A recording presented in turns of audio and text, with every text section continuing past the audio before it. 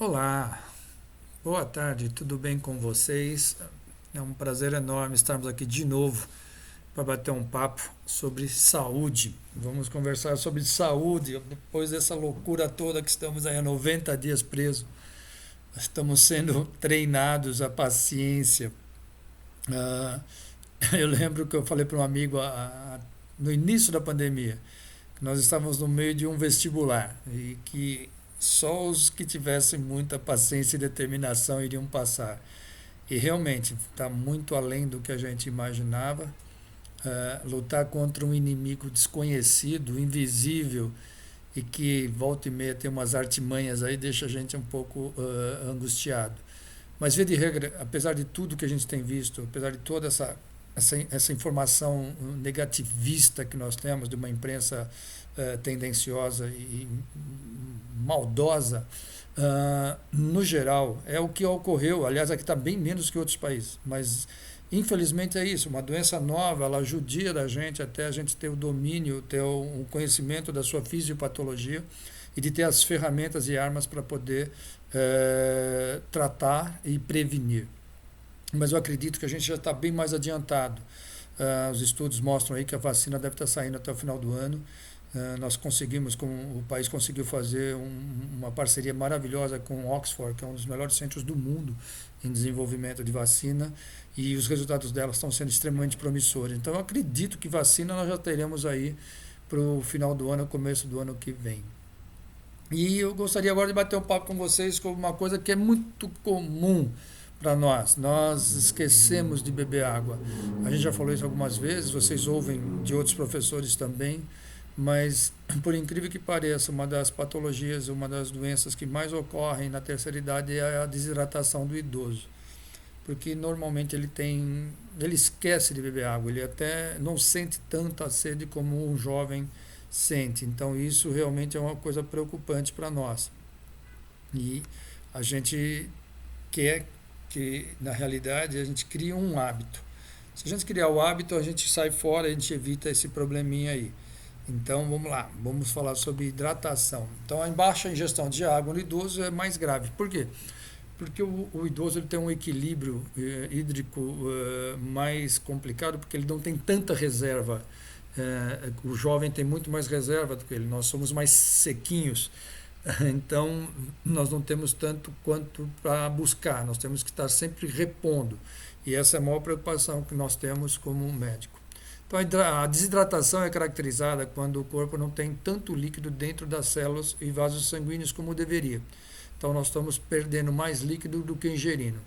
Normalmente, as células do corpo humano recebem fluidos constantemente por meio da ingestão dos alimentos e líquidos. Então, a maioria dos alimentos já tem líquidos, né? E perde fluido por meio da micção, quer dizer, toda vez que nós urinamos, nós estamos eliminando não só as toxinas do corpo, mas como eliminando água. Da sudorese, nós idosos temos menos suor, mas temos.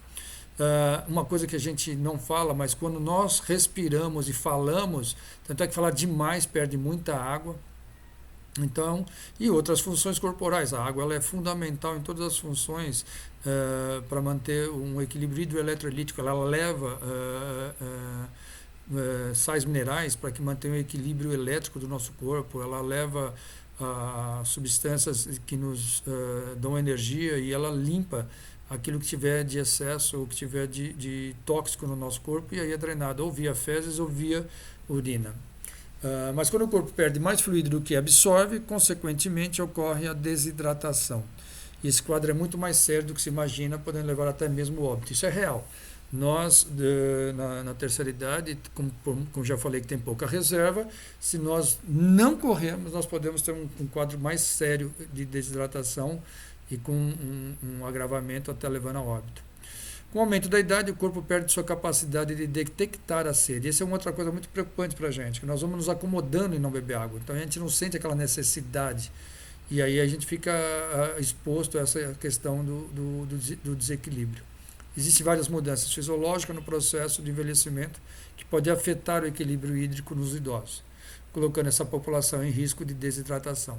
Além disso, os idosos possuem menos controle da micção, o que o faz urinar mais vezes durante o dia. Na verdade, a bexiga ela tende a diminuir a sua capacidade de distensão, então ficamos eliminando cada vez mais, então acaba tendo um aumento um pouquinho maior na eliminação na via urinária. Ah, o que acontece também, que é muito preocupante, é que a desidratação é um processo silencioso, cujos sinais só aparecem quando a doença já está em estágio crítico, ocasionando sintomas como confusão mental abrupta, queda de pressão arterial, aumento dos batimentos cardíacos, angina, dor no peito e coma. Existe uma coisa que é muito preocupante, eu vivenciei isso em família a questão de 10 dias atrás, que me ligaram preocupado com o meu sogro, porque ele estava tendo confusão de madrugada, isso era 1 hora da manhã, e aí na hora ele falou assim, ó, coloca para beber água. E aí eles hidrataram ele com 1 litro de água, mas de copo em copo, e de 2 horas ele já estava normal. Então, um dos grandes sinais que nós não estamos bem é a confusão mental, irritabilidade, dor de cabeça. Já começa a ter sinal de que nós estamos tendo problema com hidratação, ou na verdade com desidratação. Como é que é a evolução hídrica fisiológica no organismo? Como é que a gente tem essa questão da evolução durante toda a nossa vida? Então, quando nós nascemos, nós somos água. 90% do corpo do bebê é água. Aquela bolinha gostosinha de apertar é água. Na adolescência, isso já se torna 70%. Na fase adulta cai para 60%, que é a parte comum, e na terceira idade começa aos 60 anos, o corpo já tem um pouco mais de 50% de água, ou seja, nós nos tornamos um miojo, nós começamos a ficar mais sequinho. Então, nós vamos ficar muito, muito atentos, porque qualquer parada de hidratação, a gente vai começar a ter problemas sérios, o que faz parte do processo natural de envelhecimento. Portanto, os idosos têm menor reserva hídrica, de acordo com Arnaldo Lichtenstein. Lichtenstein é um médico clínico geral do Hospital das Clínicas e professor de clínica médica, uma pessoa de grande reputação no meio médico. E ele trata muito com terceira idade também, idosos, geriatria. Então, mesmo desidratados, os idosos não sentem vontade de tomar água, pois os seus mecanismos de equilíbrio interno não funcionam muito bem. Então, não existe esse despertador interno, não existe esse alarme interno para buscar água. Daí a necessidade de a gente estar sempre próximo ou criar o hábito de tomar água. Aqui é só para vocês entenderem a função da água no corpo humano. Então, ela é responsável, ela tem uma importante responsabilidade na regulação da temperatura do corpo.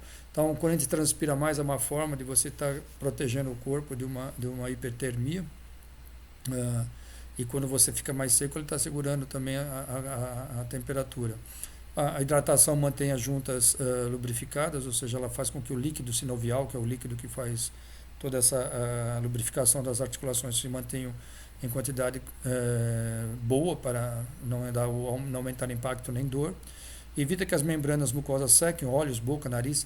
Quanto mais seco está seus olhos, nariz e boca, maior chance de você estar desidratado. Protege os órgãos e tecidos, então a nossa mobilidade, os nossos tecidos têm necessidade de água, eles têm uma constituição de água razoavelmente grande, menos que os ossos, mas a maioria, músculo e os outros tecidos, têm uma grande quantidade de água. Ajuda a prevenir a constipação. Isso é um problema sério que tem na terceira idade, né? Nós tomamos menos água, o intestino ele faz o quê?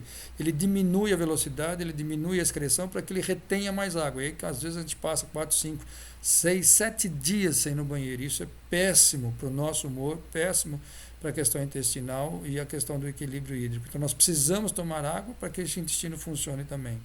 Carrega nutrientes e oxigênio nas células. Então, ele é um veículo no nosso sangue, o plasma, ele tem uma alta concentração de água.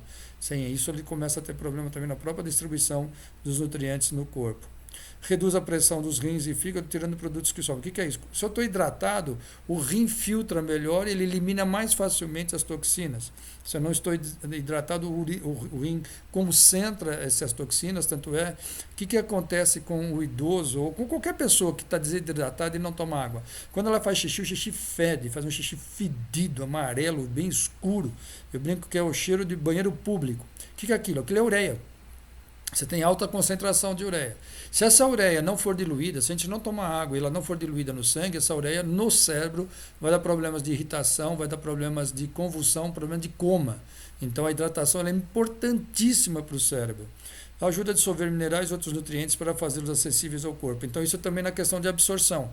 Se eu tenho uma hidratação correta, se o meu intestino está hidratado, se o volume alimentar que eu como está hidratado, eu consigo facilitar a absorção dos nutrientes que eu preciso e que estão sendo metabolizados e digeridos quando a gente se alimenta. O mecanismo no idoso, então, é mais frágil. Então, nos idosos, o mecanismo que informa ao cérebro que há pouca água no organismo são menos eficientes. A detectação de falta de água corporal e a percepção de sede ficam prejudicadas. Alguns, ainda devido a certas doenças como artrose, evitam movimentar-se até para ir tomar água. Esse é um problema sério. Quanto mais dificuldade eu tenho de locomoção, menos eu quero levantar, andar e buscar. Então, quando eu tiver esses problemas, deixa do lado. Onde você for, tem que ter uma garrafinha de água, para que você não tenha desculpa de não beber. Além disso, para a desidratação ser grave, eles não precisam de grandes perdas, como diarreias. Na infância, o que acontece? É muito comum a gente ter aquelas diarreias em crianças que têm doenças infecto-contagiosas, ou uma intoxicação alimentar, em que tem aquelas diarreias de jato, vários episódios, e elas vão desidratar, mas elas demoram um pouco mais. No idoso não precisa ter grandes diarreias, não. Só o intestino soltar um pouco mais, já você começa a ter um desequilíbrio a nível hídrico. Vômitos, a mesma coisa, quer dizer, não, você pode também eliminar líquidos pelos vômitos, ou exposição intensa ao sol, que é o que nós não estamos fazendo, né? Não tem nem como fazer tanta exposição ao sol. E para a pessoa se hidratar no sol, tem que ficar muito, muito tempo exposta. Basta o dia estar quente ou úmido. O mais complicado que nós temos, na verdade, não é com a umidade, mas baixa umidade do ar. Quando o ar está muito seco, e essa época do ano tem muito disso, né? Nós temos, às vezes, dias de baixíssima umidade do ar, então nós perdemos água. Por quê? Porque, na realidade, na respiração, quando você tem a umidade correta do ar, quando ela está na umidade acima de 60%, 70% de umidade relativa do ar, você troca a água na respiração. Mas quando ela está abaixo de 50%, que aí até 40%, é crítico, porque, na verdade, você perde mais do que respira. E aí nós temos que estar muito, muito atentos sobre isso. Observar o comportamento psíquico. Mesmo que o idoso seja saudável, a desidratação prejudica o desempenho das reações químicas e funções de todo o organismo. E os clínicos fazem duas recomendações. Uma aos idosos e outra aos familiares ou cuidadores. Então, uma para a pessoa, que ela tem essa consciência e domínio, e outra para que, se possível, se for pessoas que dependem de cuidados, elas têm que observar algumas regras. Então, a nós, cabe a nós o quê? Beber a água a cada 2 horas. Um copo d'água. Não é tomar uma garrafinha, é um copo d'água, meia garrafinha de água, entre 150 e 250 ml, mas 200 ml seria ótimo, mesmo que não sinta sede. Então, criar o hábito. O nosso cérebro, com um hábito, ele mantém as coisas. Mas se a gente ficou rebelde e não tiver hábito, nós vamos sofrer. Já os cuidadores, oferecer constantemente líquido aos idosos. Então, o cuidador é perceber isso, que o idoso não vai pedir água, ele tem que oferecer.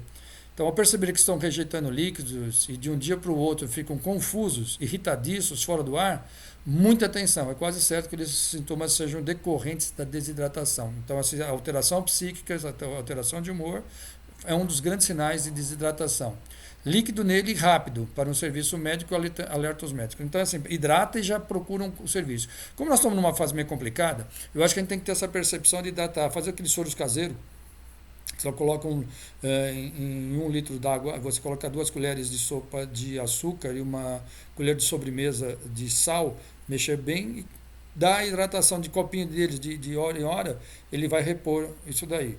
Ou gelatina, a gelatina ela é muito legal porque ela é rica em água e também em proteína e acaba ajudando se for questões intestinais. Água de coco é um excelente estabilizante, porque a água de coco tem os sais minerais necessários, ela tem sódio e potássio, então ele também repõe rapidamente a desidratação. A garrafinha é mágica, cada um tem que ter a sua. Eu acho muito legal, né? A gente vê muito isso na FAT, que todo mundo toma água, o pessoal anda com água, então criou-se esse hábito. Porém, agora, como nós estamos em casa há 90 dias, de repente a gente pode estar desatento sobre isso. E aí a gente tem que ficar um pouquinho mais esperto. Estudos populacionais de hidratação. Essa é uma coisa muito preocupante. Segundo as recomendações nutricionais do Instituto de Medicina dos Estados Unidos, em conjunto com a agência Health Canada, conhecidas como Dietary Reference Intakes, a ingestão diária de água deve ser no mínimo 30 ml por quilo de massa corporal em qualquer idade. Ou seja, quem tem 70 quilos, 2 litros de água. Quem tem 60 quilos, 1 litro e 800. Quem tem 90 quilos, 2 litros e 700. Então é proporcional, 30 ml por quilo de peso. Porém, não é o que acontece. Diversos estudos apontam que o consumo de água pela população idosa é baixo comparado às recomendações. De acordo com um artigo de revisão da Faculdade de Medicina da Universidade de Coimbra, em Portugal, a desidratação é o distúrbio hidroeletrolítico mais comum nos idosos e uma das causas mais frequentes de internação entre os 65 e 75 anos. E aí tem um outro agravante, nós estamos aumentando a população idosa, então nós vamos ter cada vez mais esses casos. A gente precisa ficar muito esperto. E aqui no Brasil, segundo o Instituto Brasileiro de Geografia e Estatística, existe cerca de 3,5 milhões de idosos octogenários no Brasil. E poderá chegar aos 19 milhões em 2060. Estamos chegando junto. O problema é que a velocidade da divulgação de informações de saúde preventiva não acompanha o mesmo ritmo de crescimento de idosos. Então, nós precisamos estar sempre alertando os idosos e quem cuida. Muitos de vocês têm os pais em casa ainda, tem pai ou mãe. Então, ficar esperto, tem que estar sempre olhando e hidratando eles. Para que esse quadro possa se reverter, é importante que a família ou os cuidadores estimulem a ingestão de água durante o decorrer do dia. Além disso, as equipes de saúde também devem investigar em programas educativos para a prevenção de doenças. Quais são outras causas de desidratação? O uso de diurético aumenta a eliminação de água, então quem toma diurético tem que tomar mais água. Isso daí é uma coisa que tem que ser bem orientada pelos médicos. Diarreias constantes. Tem pessoas que têm síndrome do colo irritável, tem pessoas que têm intestino irritável, tem pessoas que têm uma dificuldade com problemas intestinais. Essa pessoa precisa mais hidratação. Ingestão de álcool. Vamos lá, pessoal, tomar cuidado. Então, cada taça de vinho é igual a uma taça de água. Por quê? Porque o vinho é diurético. Então, eu tomei uma taça de vinho, ótimo, nesse friozinho, então, maravilhoso. Mas eu vou lá e tomo um copo d'água. Para quê? Para que eu mantenha o equilíbrio. Cerveja não é diferente, a mesma coisa. Você toma uma cerveja, você pode também estimular a diurese maior do que aquela que você ingeriu. Então, fica muito esperto. As doenças degenerativas e dificuldade de deglutição, então alguns pacientes têm dificuldade em engolir e se alimentar, e eles acabam diminuindo a digestão pelo trabalho que dá.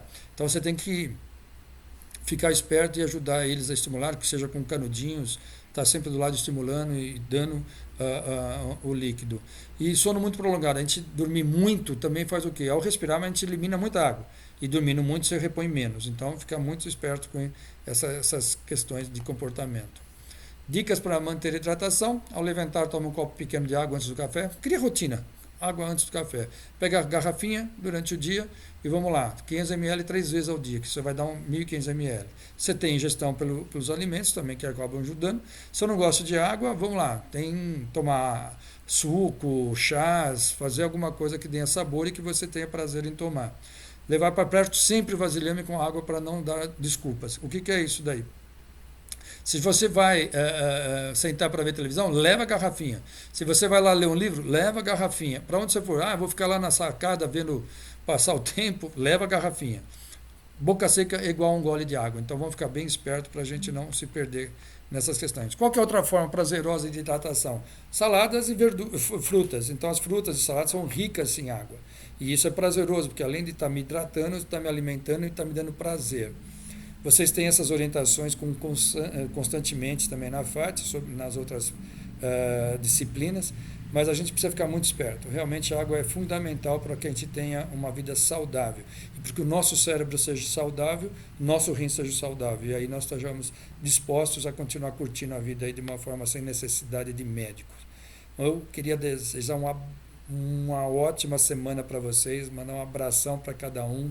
Logo, logo estaremos juntos, vai passar, é um treinamento, e esse treinamento está nos ensinando a valorizar mais ainda a vida, valorizar cada vez mais quem nós amamos. Fiquem conectados, entrem em contato com o pessoal da FAT, entrem em contato com seus amigos, seus colegas de FAT, com a família. Não precisa abraçar, mas precisa sorrir e olhar. Então, vamos ficar focados em estarmos bem de saúde física e emocional. Um abração a todos vocês. Deus abençoe e até logo.